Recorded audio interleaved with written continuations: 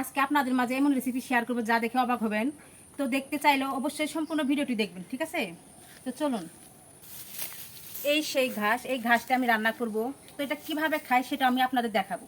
প্রথমত এই ঘাসটা আমি ধুয়ে নিব। এই যে আমি ঘাসগুলো ধুয়ে নিচ্ছি, এগুলো আমি রান্না করবো এখন। এই যে ঘাসগুলো এখন ক্লিন করে নিলাম, এটাকে এখন আমি চুলায় দিব। প্রথমত আমি একটু পানি নিলাম, এই যে এটাকে আমি এখন গরম করে ফুটিয়ে নিব। এই ঘাসগুলো এখন আমি টুকরো টুকরো করে নিব, এই যে এইভাবে টুকরো করে নিব। এই যে, তো এই ঘাস আমি এখন এই পানিতে দিয়ে দিলাম। তো এই ঘাসগুলো আমি 10 মিনিট সিদ্ধ করে নিব। তো আমার রান্না প্রায় শেষ, এই যে আমার 10 মিনিট হয়ে গেছে। এখন এটাকে আমি নামিয়ে ফেলবো। এই যে নামিয়ে ফেললাম। তো এই যে আমি ঢেলে নিচ্ছি এখন। হয়তো আপনারা ভাবছেন যে ঘাস দিয়ে কি রান্না করে খাওয়া যায়, আসলেও কিন্তু এটা ঘাস নয়, এটা হচ্ছে একটা লেমন ঘাস, যা দিয়ে আমি এই যে চা বানিয়ে ফেললাম। এটা হচ্ছে লেমন চা, লেমন ঘাস চা। দেখুন তো আমার চাটা কেমন হলো, ভালো লাগলে কমেন্ট করে বলে যাবেন।